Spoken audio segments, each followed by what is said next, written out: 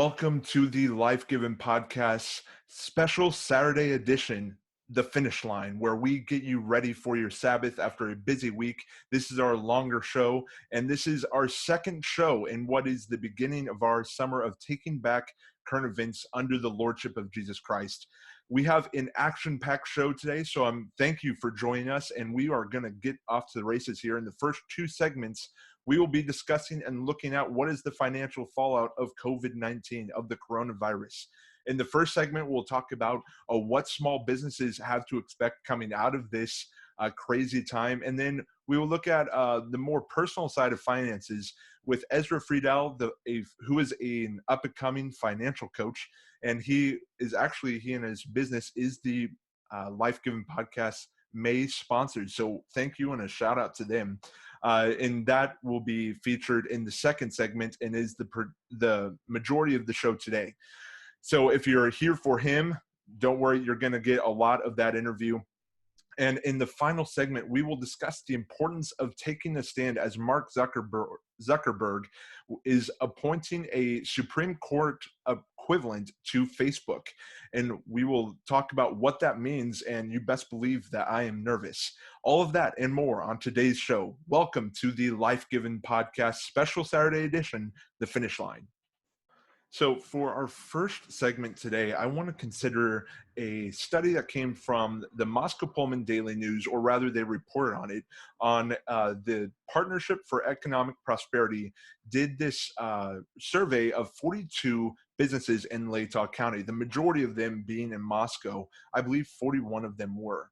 And they were they asked these businesses a few different questions, and these are some of the results. And apparently 65% of respondents voiced concerns about a financial buffer to weather current and future economic downturns.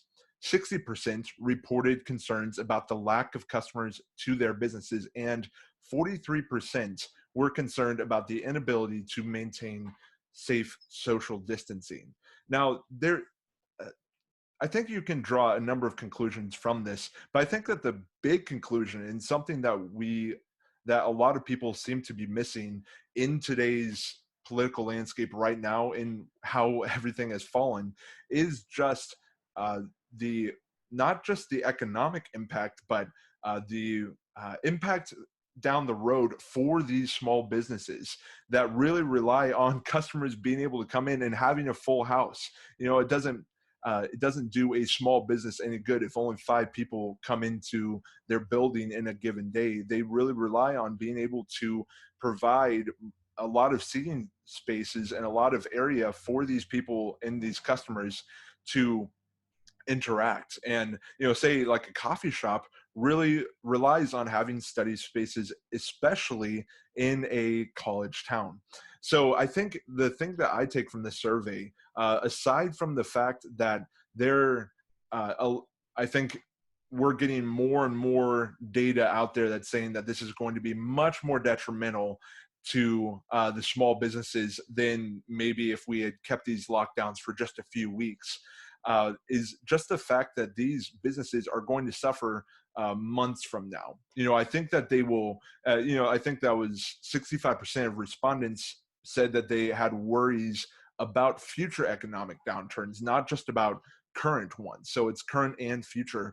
And this is kind of going back to my interview with Nate Wolf on the show a month or so ago, is just what is the small businesses are having question marks about their futures 10, 12 months from now. They may be fine right now. Their bank accounts may be fine right now, but what's it going to look like in these slower parts of the year, you know, in the middle of October and November, or in the middle of the summer, just a few months down the road? And I think that more of us need to be considering that, and our government officials should be considering that. In fact, throwing it back to the midweek sprint when we discussed the Kendrick Brewery opening up, I think more businesses are going to need to open up much faster than what Governor Brad Little's plan, or even President Trump's plan, is to get everything back to running as normal.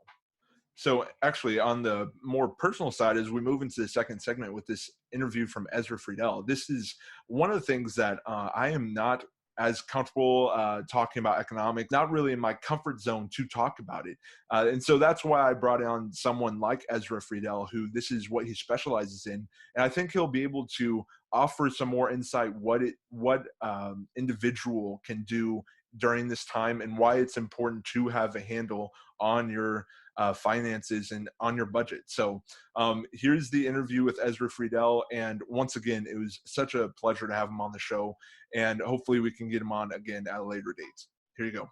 Once again, thanks for joining the podcast. And to kick it off on just before we really get into the meat of the interview, you should can you tell the listeners and refresh me on some of your background, where you grew up, what your education and training was, and what brought you to the field of financial coaching?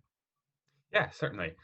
So I grew up in Southeast Idaho in a little rural farming community there. I was actually born in Oregon, but we moved there when I was 3. So that's, all of my memories are from there growing up. I was homeschooled, which I really appreciated, getting to have that education and not have to be educated in the Mormon schools there, because that community is completely Mormon, Right. where it's like 95 to 97%, if I remember correctly. Wow. So I definitely appreciated that my parents put in that effort. I worked construction through high school and afterwards. Right after high school, I actually took a 1-year work internship in commercial cabinetry. That was in Arizona. Before I did move back and decided to look at some higher education. I decided to take an associate's degree with Lumerit Education.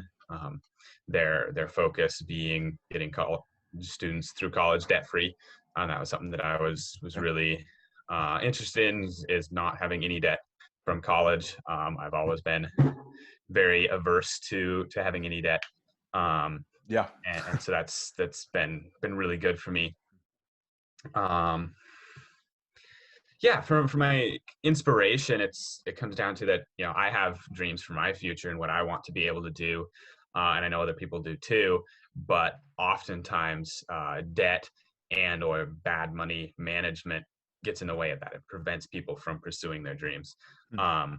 So that was the inspiration for me to start looking at it.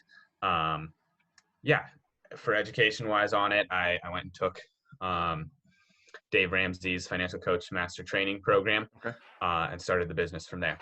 We didn't buy out anybody else's business, just been growing it organically, one day at a time, one conversation at a time. Yeah, I understand. So it takes time, but it's good. Fantastic. That's great. And kind of to just see what got you into what you're doing now is awesome. I think provides the listeners with more context of who you are. So more on just what is a financial coach and what do they do? What's their goal? Yeah. So kind of a working definition of a financial coach is somebody who helps people, trains people to manage their finances. Okay. We are not a financial advisor. Financial advisors tell your money what to do. Okay. We teach people how to manage their money. Okay. Gotcha. And so, the practical application is that I don't actually do anything with anybody else's money. Okay. I simply educate them on how to walk through a pretty simple 7-step process. Now, when you say 7-step, it sounds like it's complex. They're really actually simple steps. Right. And so that's the working definition of a financial coach. And what I do is that I get to help people win with money so that they can pursue their dreams. Right. Okay. Fantastic. That sounds really great. And so what did you, or how did you come to start Friedel Financial Coaching? You kind of got into why you started it, but what's some of the technicalities behind starting your own coaching? Yeah. It's really still in the growing stage. There's a lot of the growing a business that is because of the way I'm choosing to do it, which I think is the better route to go. Not taking out any loans, not Right. immediately going and hiring any, marketing people, not hiring anybody to do, office work Right. for me. I'm doing everything. Hmm. So from that side, yeah, we're getting started. It takes, it really takes a heart of wanting to teach people, Mm. wanting to help educate people. Yeah. And then, yeah, I went with Dave Ramsey's training program because it's what I have seen, work in my own life. I've been able to walk through some of those steps. I'm still in the middle of that Hmm. process, kind of the 7-step process, but I'm walking the plan as well. Um, yeah, I have seen people who struggle with finances and are unable to pursue those dreams. And like I said, that's the big why for it. For me personally, some of those dreams are that I want to be able to give generously. Yeah. I want to be able to um, pay bills for people or just be I know the kind of the myths around Saint Nicholas, where we get the concept of Santa Claus, Right. and some of that concept is being a somebody who can be in the background and doesn't require any notice for what he does, but is able to bless people. Okay. So yeah. Yeah, yeah, and it seems like along with you talk about coaching, and I can connect with you on that because I've coached a Yep. few basketball Yep. teams at the junior high level, and that's been a blast. But there's a lot of Mhm. as a coach, you need to have a belief system or kind of like Mhm. a worldview, and it seems very integrated with your job, and it's not just Right. something that you just go and punch a time card and punch out at the end of the day. It seems like rather your worldview is what drives your business. Mhm. Yeah, Okay. definitely. Yeah, and I think we'll kind of get to that at the end of the interview, but I Mhm. just thought that was very interesting. So, when you're starting out with a client, where do you start with them? Like, what's the first thing that you try to help them through, and or is it case by case? Yeah. So I always start with doing a 15-minute to 20-minute free consultation. And Okay. that's just to figure out where they're at, what their goals are, Hmm. and see how coaching would benefit them or if they're the right client, right? Not everybody's the right person for me. Right. Um, not everybody would Mhm. be a good fit to have me as their coach, right? Some people need Right. a different coach. Some people, aren't aren't yet open to actually applying what we teach. Hmm. And so while sure I might do some coaching with them still, at a certain point I actually have to let a client go and tell them, you know, I can't help you because you won't let me. Okay. Um, and so you want to be working with people who actually want your help, Right. right? Right. Yeah. Yeah. Um, Otherwise you're just sure you're getting paid, but it takes the mission out of it. It takes that where you actually get to see people improve, and so that's one step that Okay. helps with that is that Yeah. first consultation. As far as the application, most people we start with get you on a budget, help people walk through what that process looks like, Hmm. and so that's basically the starting point. Even Okay. when we have people that are at different levels, right? I'll have people who aren't in debt and they're trying to figure something else out Right. with their finances, trying to figure out what investments to do. And so I connect them with investment professionals or things like that. Mm. But we still almost always will look at the budget Yeah. um, to help them get on top of that. Okay, fantastic. Um, so with actually, I think that's a great place to jump into the next question because it just with the coronavirus, it has laid off a lot of people from work.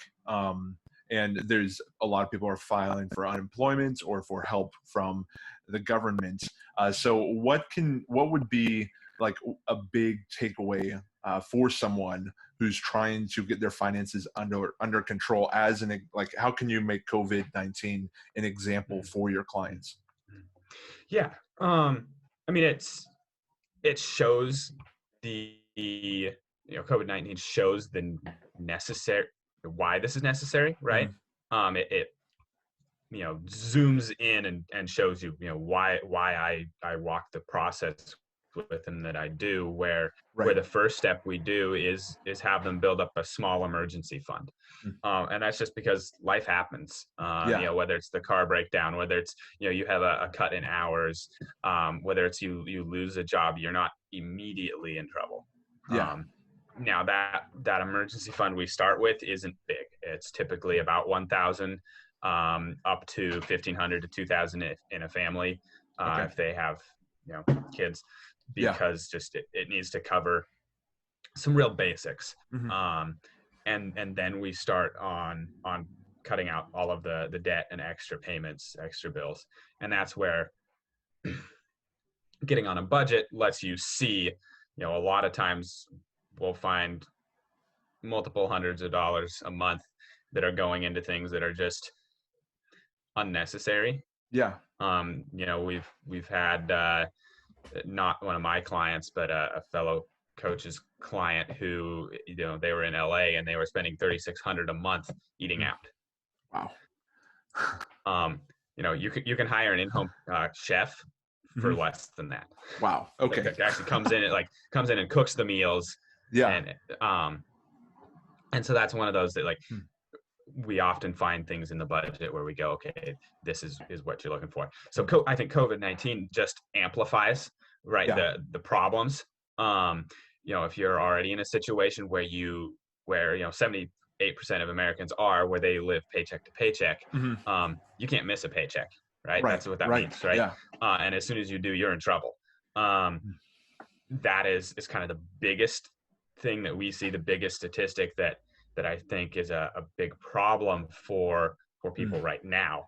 Where if you lost a job, or even if you're just on furlough, right? You're not you're not truly fired, but you don't have you're going to come back at this date, or and so that's where I see this being the biggest thing for individuals. So the biggest takeaway I would want people to have is start lowering your expenses in areas that you can, right? Cut out everything that's unessential and save up some money. It's just a protection thing. When you have 1,000-2,000 in the bank, you're more stable. Right. And it gives you the freedom to take a breath and cover some of those things. And ideally, you want to be all the way out of debt. Right.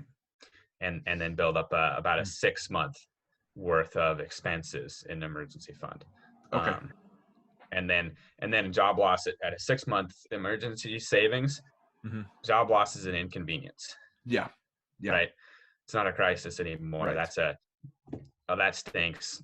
Go find another job. It can even be a time when you go, oh man, I didn't even really if I stop and think about it, I didn't really even like that job. Right. Yeah. Go find something that we love doing. Yeah. It could be a blessing in disguise. Right. We've seen that happen. That I don't think that's the scenario for most people right now with the COVID-19 job loss, but. Gotcha. Yeah.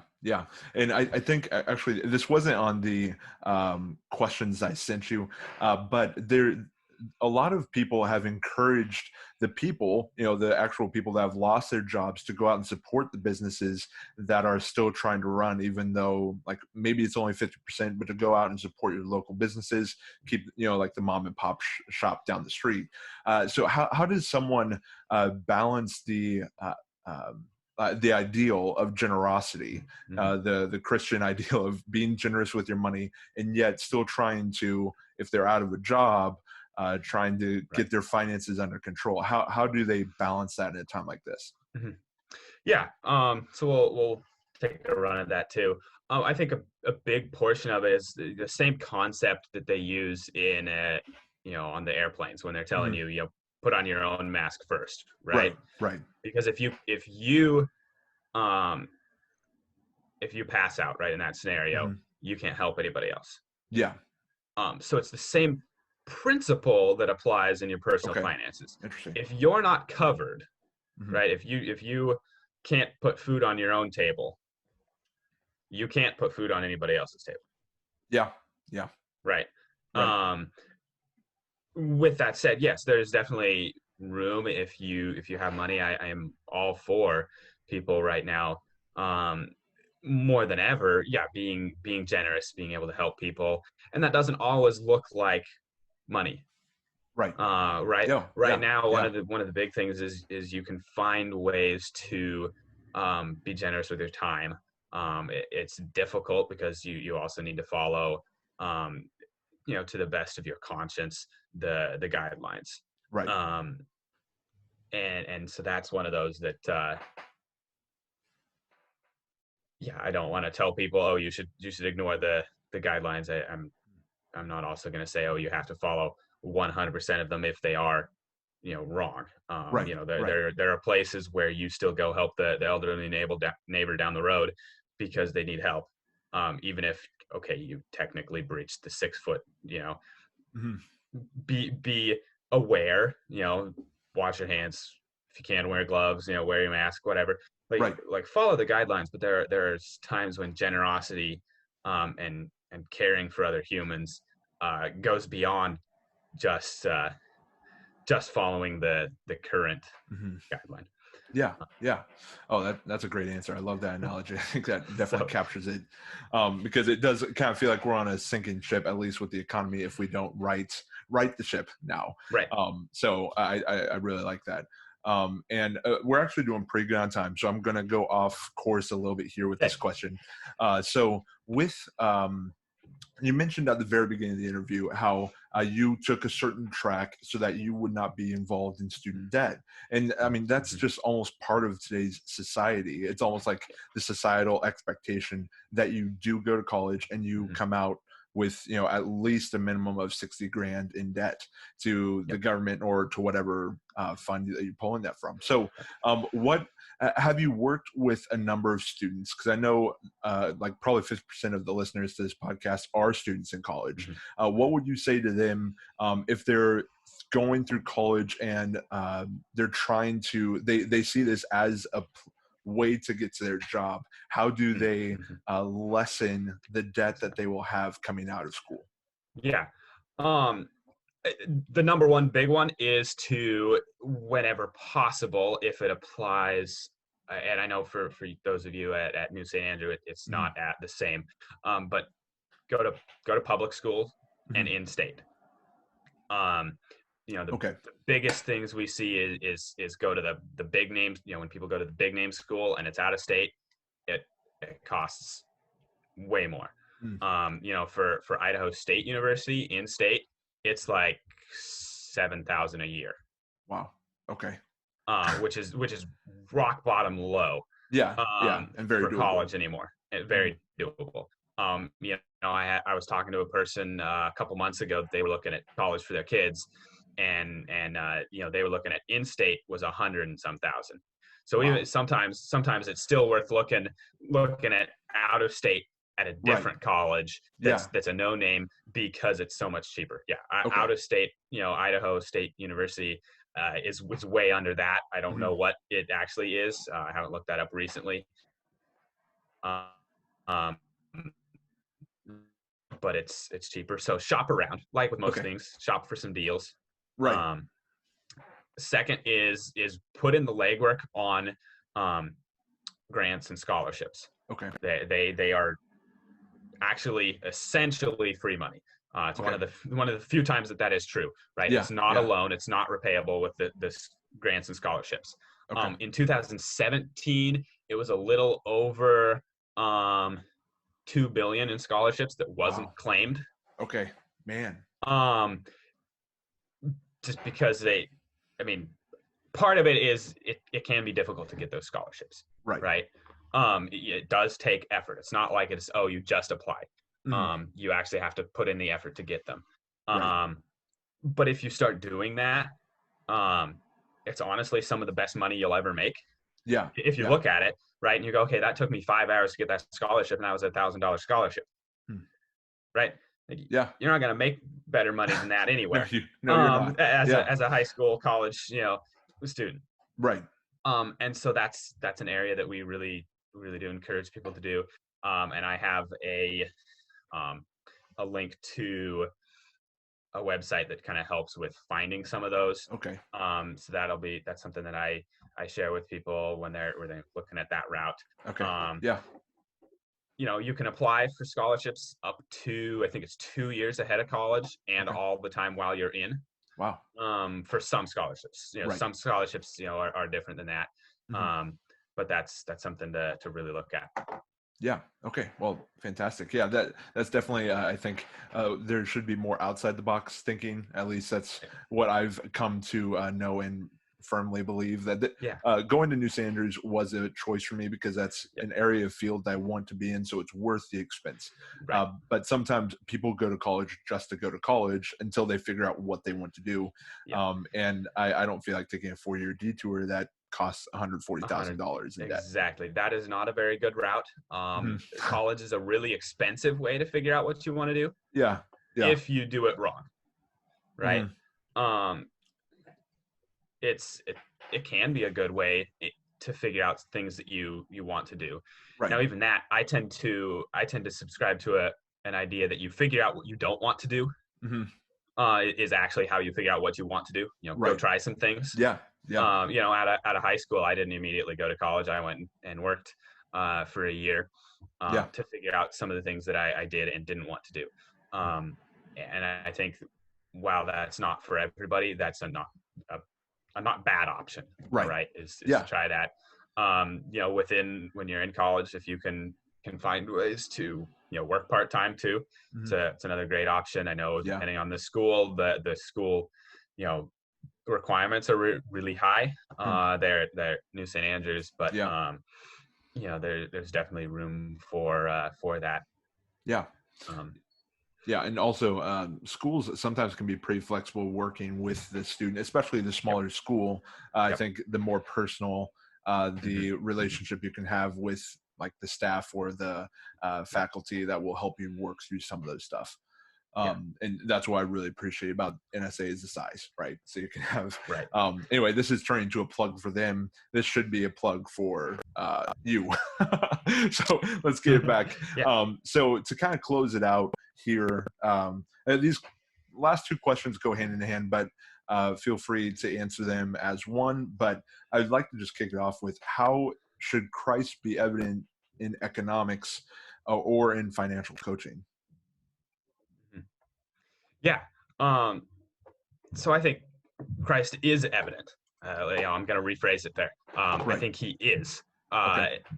In that, when we look at these principles that I help walk people through, Mhm. they're built around biblical principles. Yeah. So I don't think that you actually can separate the two if done rightly. You've got lots of different Bible verses here. Proverbs 22 says that the borrower is slave to the lender, right? Yeah. And that's why I work so hard with individuals to get out of debt, Right. because it steals your income. You no longer can do with your income what you want to do. Right. You have to do what you have to do with it, right? You have Right. to pay those bills. Proverbs 6, about the first half of the chapter, is talking about finance, really. Yeah. I mean, if you look at it, it's talking about being wise with your money, and being prepared, right? It talks about go to the ant, and be wise. They don't have a slave driver driving them. Amen. But they prepare, right? Right. They walk the principles that Yeah. I'm teaching of. You need to have some emergency savings in place, right? People Mhm. will try and use Bible verses that say, that honestly do say, Christ knows and will provide, to say Right. we don't need to prepare.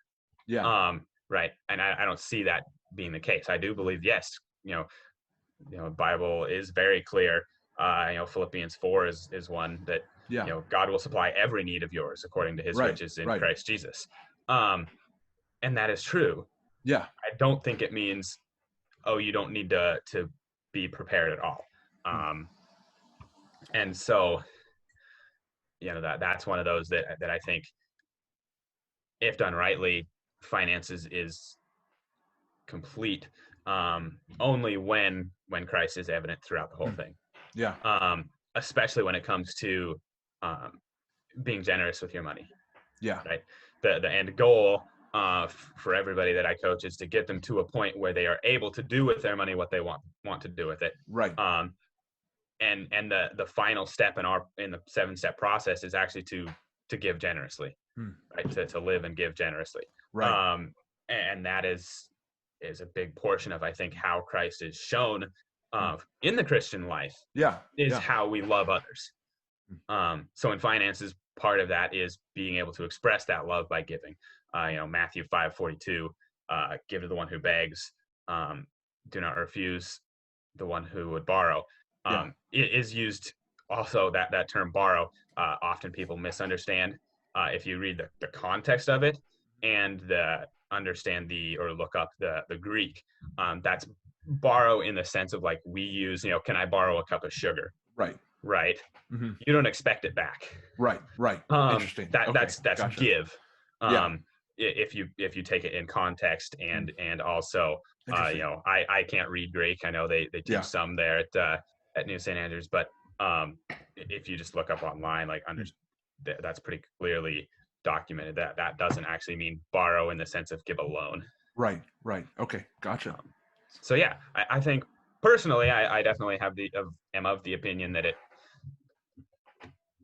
personal finance done right is completely based on Christian principles, through the Bible, and that Christ is shown, through the way we manage what he has given, including how we give back.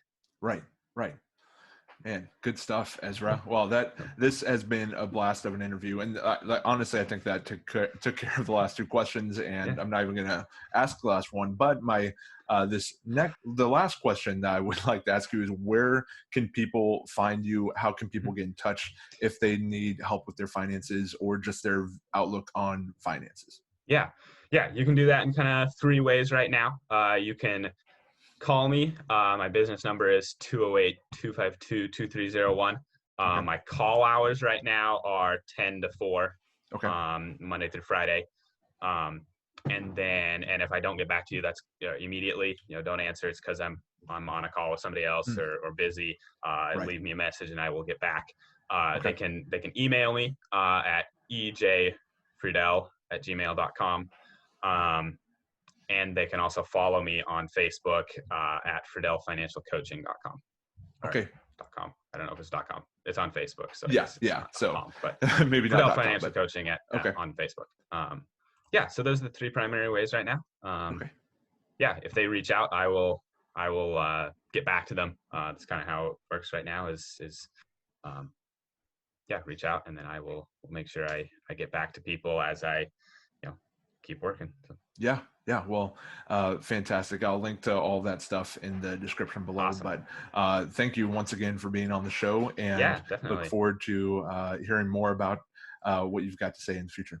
I enjoyed it. So thank you very much. Been enjoying the podcast myself. So. Good.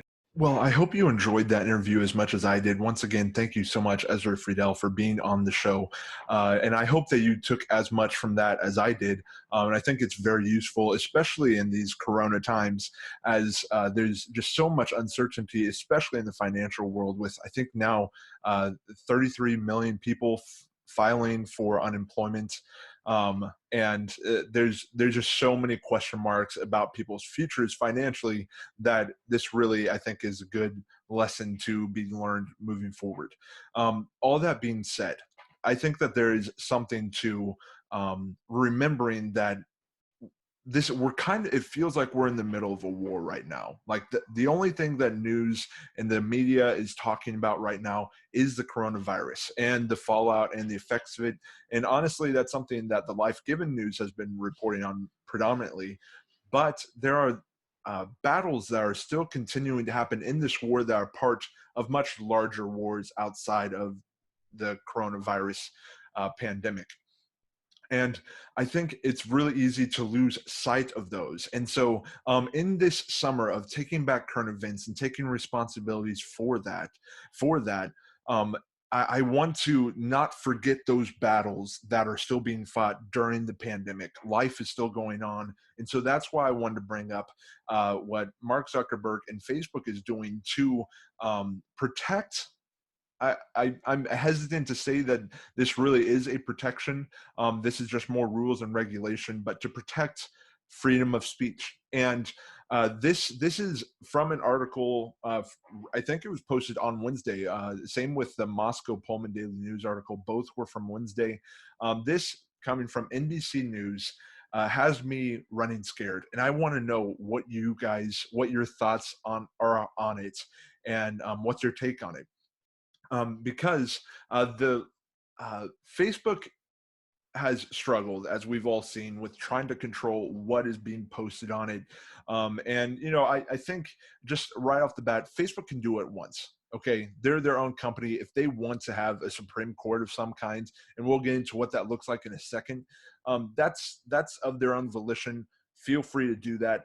That's honestly why once I use Facebook as a platform to push my podcast and to advertise for it, but it's only a tool right now. And my long-term goal is to have everything located on the Life Given News website, and that's what I really like to do.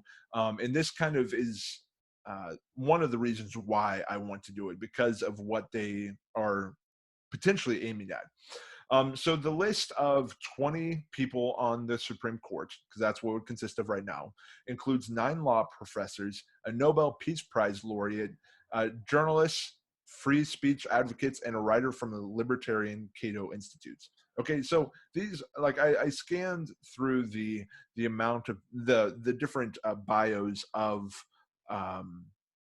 the people who are on this Supreme Court, or this board rather, and they all seem very proficient at whatever they're doing. They all seem, whether they're advocates, even if I don't agree for what they're advocating for, they're exceptionally good at it. So they're very talented people on this board. The goal for this is to hopefully make Facebook nonpartisan. So to make it less, I think Mitch McConnell, who is actually on the board and is a former judge, said that to not consider themselves as internet police. Don't think of us as a sort of fast action group that's going to swoop in and deal with rapidly moving problems. That's not our job. The job he added was to hear appeals of decisions that Facebook has already made. And they're going to be enforcing Facebook's community standards, which have evolved to prohibit not only illegal images such as child pornography, but also hate speech, harassment, and most recently, false information about the coronavirus pandemic. And this is what makes me nervous. Obviously, I think that there is a fine line to draw here, a very bold line, that obviously pornography should be illegal and it should be kept off Facebook. More kudos to you, more power to you. We should definitely have that rid of. But the gray area is where the hate speech and the false information about the coronavirus pandemic.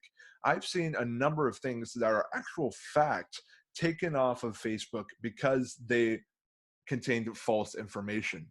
And this is where I'm running scared a little bit.